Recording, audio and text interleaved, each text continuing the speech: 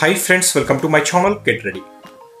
రామ్ చరణ్, సుకుమార్ వీరిద్దరు కలయికలో వస్తున్న రంగస్థలం 1985లో రామ్ చరణ్ ధృపాత్రాభినయం చేస్తున్నాడట.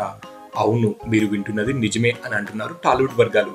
దర్శకుడు సుకుమార్ రంగస్థలం మూవీలో రామ్ చరణ్ తండ్రి కొడుకు 2 క్యారెక్టర్స్లలో నటిస్తున్నాడట.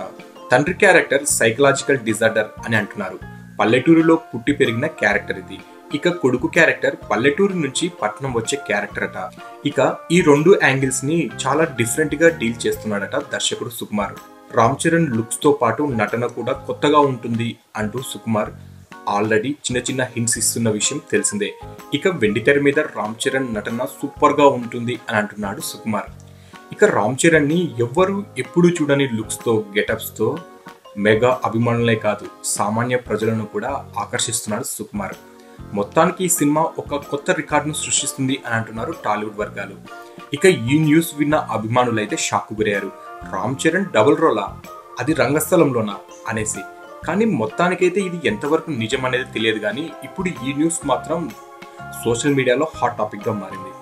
సో ఫ్రెండ్స్, మీకు ఈ వీడియో నచ్చితే లైక్ చేయండి, షేర్ చేయండి. మరిన్ని ఫిల్మ్ అప్డేట్స్ కోసం మా ఛానల్ని సబ్స్క్రైబ్ చేయండి.